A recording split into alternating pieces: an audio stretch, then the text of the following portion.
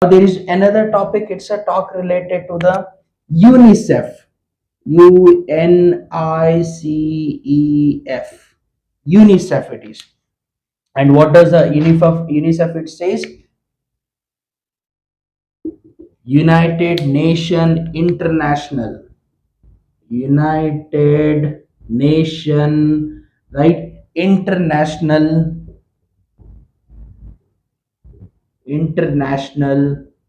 from the C, children, education, from F, it is fund. Children emergency fund it is. Children Emergency Fund.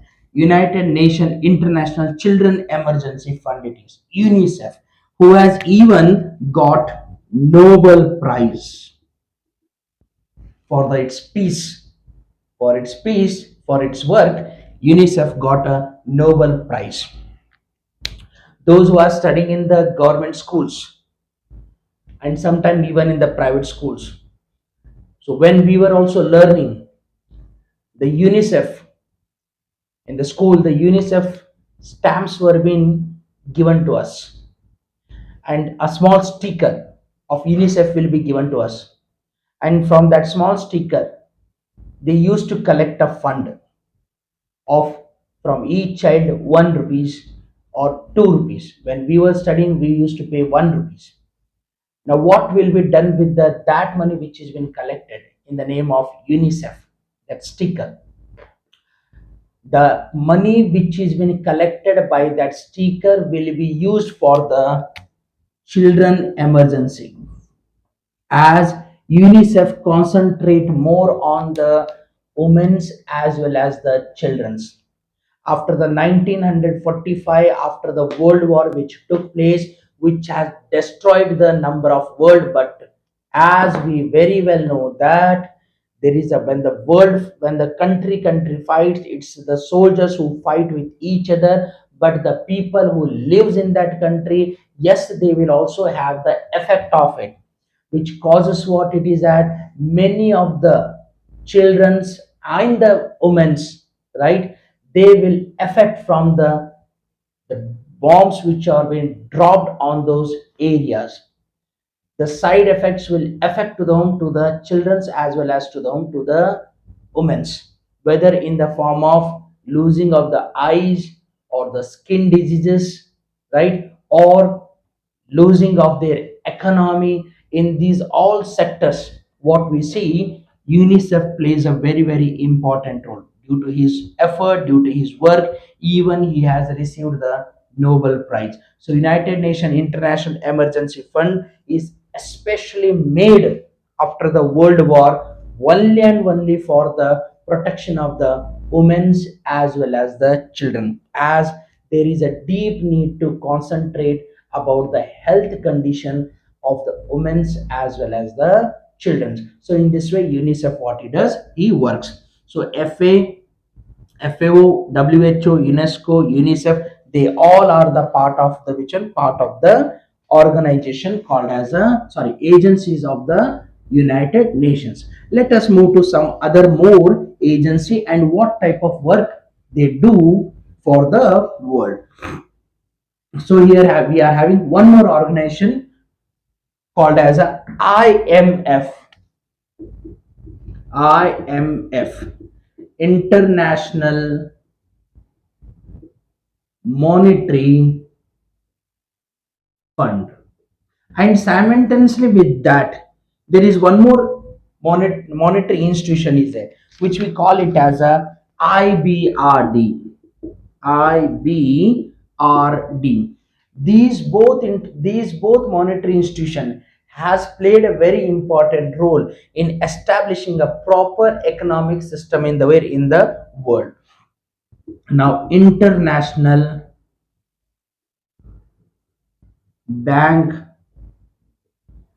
for, now see, when we say it as a bank is a place which is nothing but which helps, or as we listen the word called as a bank, suddenly it comes in our mind regarding the money. And we very well know that without the money, it is very tough to run any sort of businesses, right? So, International Bank for Reconstruction, International Bank for Reconstruction and Development. See, the word International Monetary Fund, the International Bank for Reconstruction and the Development, both these bank, both these bank, it began in the period of 1944. Began from the period of 1944 onwards. But after the 1945 creation of the United Nations, and as they become the part of the United Nations of organization, a fledged work we have seen from the period of 1947. There is no too much of big difference between the IMF and IBRD, as both the organization, both the agencies, they are there to give the financial assistance to all the nations, whether it is a developing, whether it is a developed, or whether it is a underdeveloped. Both the agencies are responsible for maintaining a proper balance of the trade, proper balance of the financial sector, providing the finance according to the requirement. Because as we said that it helps in the way in the development of a nation. So poor nations, they are in a great need of the economy. Poor nations, and poor nations whom we call it as a underdeveloped, we call it as a what, called it as a underdeveloped. Now underdeveloped nations, when we talk, what they are need, they are in need of development of agriculture sector, industrial sector, service sector, which we use say in the name of the primary sector, secondary sector, as well as the tertiary sector, which are very very essential for the development, right? So if the money is been there with the nations, then only the process can be done. Now, India like a country, if we talk, India like a country which is regular in the process of the development. Somewhere he is busy in the construction of a road, somewhere he is busy in the construction of the canals, somewhere he is spending the money in the agriculture sector, somewhere in the construction of the industries, right? In this way, all the number of works, but every work is a need of which one? Need of the money. So here this IMF and IBRD, who both came in the 1944, who are working from the period of 1947 for the development of the those nations whose economies are totally collapsed. The word itself says ban for reconstruction and development purpose. Reconstruction it is. And we very well know that after the World War, many of the nations were being completely, they were being destroyed. Completely they are being what? Destroyed. Now, little bit away from if it goes, the country like Japan, who regularly receives the earthquakes, and every year he loses many number of buildings, many number of roads, his infrastructure collapse. Such nations always they are in a deep need of the economy, and IMF and IBRD, they work off for it. IMF, which is also known as a World Bank, which is known also as a World Bank, right? And both the headquarters here are the located in the where in the Washington. So IMF and IBRD are they are there for the betterment of which one, for providing the financial assistance to the those poor nations, and to maintain a proper trade and tariff business, because many times it has been found that countries and countries somewhat they come into the clashes. So to solve those clashes, who comes forward? IMF as well as the IBRD. But there are some rules and regulations are there. Every country easily it will not get the money. Like how when we enter into the bank and if we ask the loan, the bank will suddenly not give us the loan. Some criteria will be kept, and on the basis of that criteria, it will be given to us. Okay. So in this way, IMF and IBRD work. There is another agency called as ILO, International Labor Organization. International Labor Organization. Now this organization is works for whom? For the labors. Works for the labors. We have seen that the people works in the different fields. Somewhere we see the laborers are working in the agriculture sector, somewhere we see they are working in the industrial sector, somewhere in as in the railway stations or the stands. In different areas we see the people engages themselves in the way in the work. If they are getting all sort of benefits, then it's okay. If somewhere they are been lacking, then automatically one after different problems they are going to face, as economy plays a very important role. This International Labor Organization, it is not only meant for the men, it is not only meant for the men plus women, both. Okay, whether it is increment of the wages or talk of the wages, whether it is a talk related to the providing the health facilities, insurance, right, maternal benefits, okay, or providing any other facilities like housing facilities, education facilities, or providing the health infrastructure, they are in need of it. Every human being want these all infrastructure, and in this part this labor organization plays a very important role in giving these all facilities to them, to the labors. Wherever such things are being found, the International Labor Organization come forward and it works for the which one? For the betterment of the labor. For this work, as he works for the labors in the year 1969, in the year 1969, even International Labor Organization has received the Nobel Prize for his work. In the year 1969, it has received the Nobel Prize, as this organization completely work for the betterment of the men and women who are called as laborers.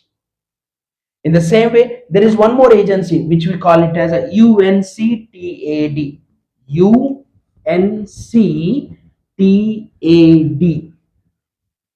Now, what type of work it is been done by whom? By this agency.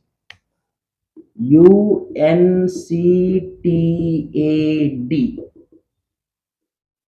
as is a United Nation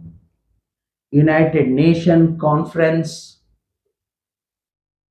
United Nation Conference on Trade and Trade and Development.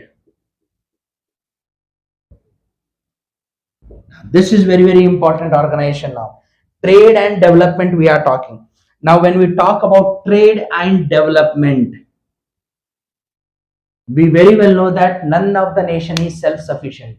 Every nation is dependent on the other nation, and he is in need of this word called as a trade. If trade will be there, then automatically development will be there, right? Trade plays a very important role for the development of the any of the country, every country is not self sufficient. For the proper smooth trade business among the nations, as sometime when the trade business goes on between the nation and nations, some disengagement goes on, or dissatisfaction, which can create a chaos among the number of nations. So it should not be there.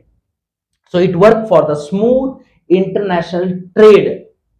It works for the smooth international trade between the number of nations, and also provides what different existence has to be given to them. It's because if existence are being given to them, then only there will be no clashes will be there. So United Nation Conference on Trade and Development works for the which one? For the economic progress of the number of nations which are been there in the where in the world. What it is? It's a economic progress. This economic progress will be there when the number of nations will have a proper trade business with whom? With each other. So UNCTAD, United Nations Conference on Trade and Development, works for the betterment. Another side it is a WTO, very important now, this World Trade Organization. Now, World Trade Organization, biggest now it is. What it is? World Trade Organization. Again, the word it is world trade, but in front of that it is written called as a World Trade Organization, which came in the year 1948. Its existence we see from the period of 1948. This is the organization which works in the between the number of nations, those all nations who engages themselves in the way in the trade business. This is a World Trade Organization which covers the smooth transaction, the smooth movement, the smooth businesses between the nation and nation. He always strive very hard to not to create any sort of problems between the nation and nation. WTO, who works with the agencies like International Monetary Fund and IBRD, International Bank of Reconstruction and Development, with them, mingling with them, he works for those all nations who are engaged themselves in the trade. As when trade goes on, we very well know that there is an exchange of money, or we can say exchange of currency, and we very well know that some currencies are having more value. The currencies which are having more value, those currencies are being circulated in almost in all the number of world. But sometime it is even found that when we do the trade business, could not able to give or pay the money at that particular time. At such time, if any sort of problems arises are there, then this is WTO, World Trade Organization, who works for the betterment of the this. So we can say that, so on the base of that we can say that, like how International Monetary Fund and International Bank of Reconstruction and Development, how they are standing as like as a pillar of United Nation, or the pillar of all the number of nations who are the part of it. It is not, we can even say that WTO, World Trade Organization, is the third pillar of the nations, as WTO with the agreements, World Trade Tariff Agreements. Okay, with the agreements, he makes the every country to follow the proper way of running of the business between the nations and nations, in the form of GATT. Right? It's a general agreement of tariff and trade, or trade and tariff. General agreement it is, which is done between the number of nations to have a proper smooth businesses. So in this way, these all are our agencies of UNO, FAO, it may be UNESCO, UNICEF, WHO, WTO, ILO, IMF, or IBRD. All are the agencies who are working for the betterment of the this humankind. So these all related to the agencies of UNO. There are few more agencies are there which are being commonly with the joint aim, with the joint intention, the number of organization came forward. Those all let us understand in our next session from the same chapter called as World Organizations.